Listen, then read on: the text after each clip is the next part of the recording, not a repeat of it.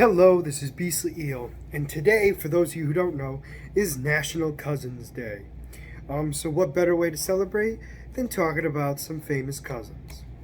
We're going to be talking about cousins in the world, specifically Marvel, DC, and other shows like that. One thing I want to preface this with is I tried to do a lot of research on this, and there are not many. There are a lot of heroes and villains who are related, but not cousins. So this was a big thing. A lot of siblings, a lot of mothers and sons, parent and child, grandparents and grandchildren.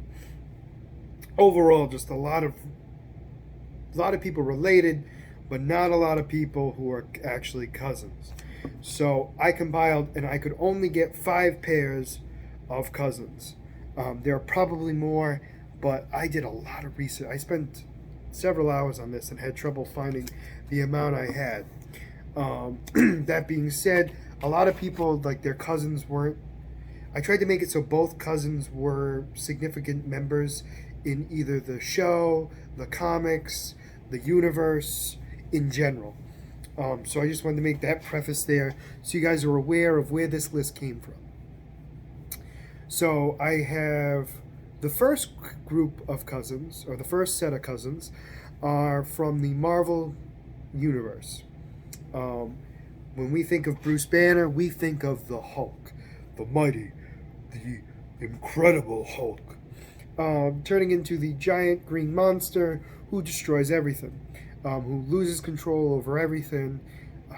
We don't really think about anything else about him, really. I mean, we sometimes think about Betty Ross and his relationship with her, but overall, we don't think much of Hulk's family, except for the fact that his father was an alcoholic and abusive. That being said, his cousin is actually somebody famous in the Marvel universe as well. She's actually a lawyer who also has an anger problem. She-Hulk.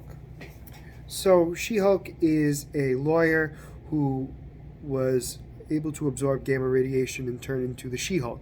The difference between the two is that she's in much more control of herself when she transforms than Bruce Banner does.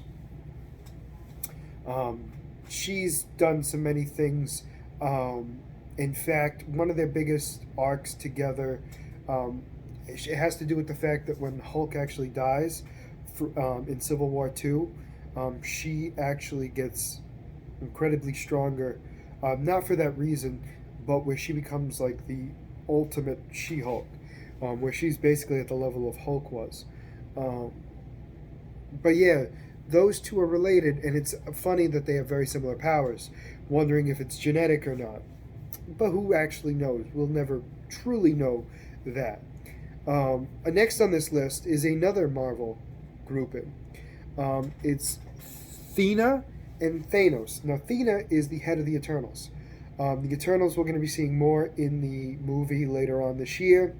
They're basically considered the gods of the Marvel Universe. They watch over, they're superhuman, they have longevity, they are able to teleport, and they are just the embodiment of what you would think a deity would have. And you're wondering, well, how the heck are they related to Thanos? Well, they're technically all related. Shockingly. Deities are just inbred, for the most part. So what happened was two of the Eternals split off from the Eternals and went on to the planet Titan, which they tried to repopulate and created more Eternals, but they're different. And one of them happened to be the Mad Titan Thanos, who eventually killed everybody on his planet, but I digress. Overall, it was the reason why Thanos and Thena are related. They both have similar powers, obviously. Superhuman strength, speed, durability. Thanos is a mutant even for them, which is where he kind of looks a little different than everybody and why he's more powerful than them. and is able to hold his own against them. And why he looks so different too, the purple skin and everything else, and his larger size is all part of his mutation.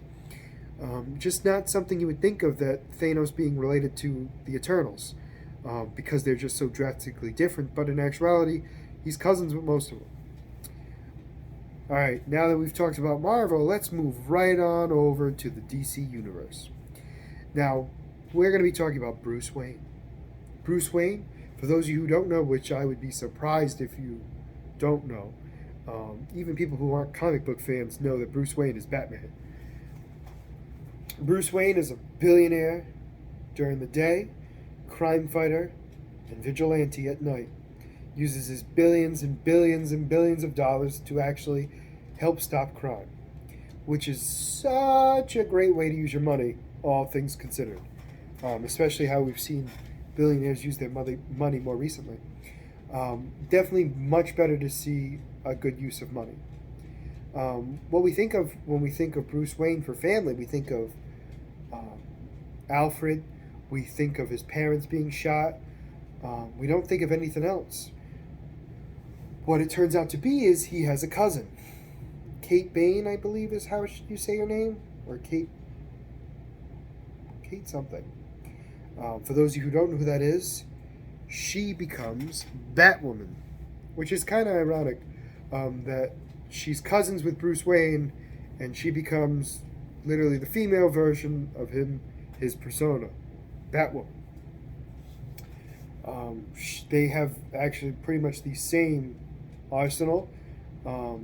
Their only difference is the fact that she has this red hair that goes off of her, comes out of her cowl, and that's pretty much the only difference between the two. Their villains are very different, but overall, they pretty much are just carbon copies of each other. Or she's a carbon copy of him, I should say. But yes, they are cousins as well, which was very interesting to find out. I didn't realize that they were cousins, which is interesting. So, obviously, we're talking about Batman. Let's talk about Superman. Superman's a Kryptonian from Krypton. He has got power unmatched to many, really. There are very few that can go up against him and actually hold their own. Darkseid, Doomsday, Brainiac, those are three. Majestix, which is a reality warping being. All these guys go up against Superman and have trouble. But when we think of his family, we don't think he has any, because we think of Lois Lane and the potential of them having kids. But we don't think of his family because his planet was destroyed. Well, it turns out that not all of the Kryptonians were killed. One of them happens to be his cousin, who goes by the name of Supergirl. Supergirl from his planet, apparently they're cousins, and they both have the exact same powers, because they're both from the same planet. Not different at all. I think Superman is stronger than her, but I think it has to do with more that he's in more control of his powers than she is. And I think that's the only reason. I think potentially they could be very equal. They both absorb solar energy, heat blast, frost breath, super strength, super speed, pretty much impenetrable skin, all the above. What's interesting is pretty much all of these cousins have been pretty similar powers. It's very rare, apparently. I mean, obviously families are very different in general, but the cousins apparently are just carbon copies of each other. They are basically the exact same. So the last on our list is not from a comic book. They're actually from Power Rangers, specifically Ninja Storm. Now, for those of you who don't know what happened in Ninja Storm, the good guy that was training everybody in the ninja school, his brother came in and took over and destroyed everything. Took out everybody except for his nephew and these three students who didn't happen to be in class. turned them all. I think he put them into another dimension, and then made his brother into a rat and took his two daughters out of there. Later, his nephew, the villain's nephew, turns into the Green Samurai Ranger, and his two daughters are villains in Ninja Storm, Mariah and Capri. Mariah, if I remember correctly, had kind of like the the bee-looking outfit, and Capri had the orange hair. They were both students in the school, both not the worst people on the planet, to be honest with you. They tried to really be with their father, but at the same time, they really didn't want to be evil. They just wanted to be powerful, it seemed more, or at least respected, I think, was more of the thing, if I remember correctly. In fact, one of them daydreamed about being a Power Ranger. And it's just interesting to see this dynamic, because this is more of what we like to see as fans, is that family against family. We see the Green Samurai Ranger having to fight his cousins and his uncle. The cousins, obviously not that big of a deal, it was more his uncle, but overall we get to see that dynamic of them trying to really try to be evil, and him trying to be the hero without destroying his family. It's a big dynamic, which I liked. I wish they did a little more with it, in all honesty. In the end, obviously, I believe, if I remember correctly, that they joined forces with the Power Rangers. Only at the end, though. For most of the season, they were against them. Now, like I said, this is Cousins Day. Let me know what you think. Is there a set of cousins that I didn't think of? I mean, I'm pretty sure there are. Let me know in the comments. Let me know if you agree that these guys are good. And these grouping of cousins are good. Just let me know in the comments. I'm interested to hear what you guys have to say. As always, this is if you like the content you see, please like and subscribe below. Other than that, I mean, we're almost done with July. We're getting closer and closer to the end, which means I think I only have 8 videos left. No, today's the 24th, 25th, 26th, 27th, 28th, 29th, 30th. I have a week left. I have 7 videos left to make, for this month anyway. Obviously, I'll be making more videos overall, but just 7 more in a row. So, again, if you like the content, please like and subscribe below, and I'll definitely try to make more content in which you guys are interested in. I don't want to make content nobody's interested in. So please, like I said, let me know. Give me some ideas. I have no problems doing that. Other than that, this is Beastly Eel signing out. Have a good night.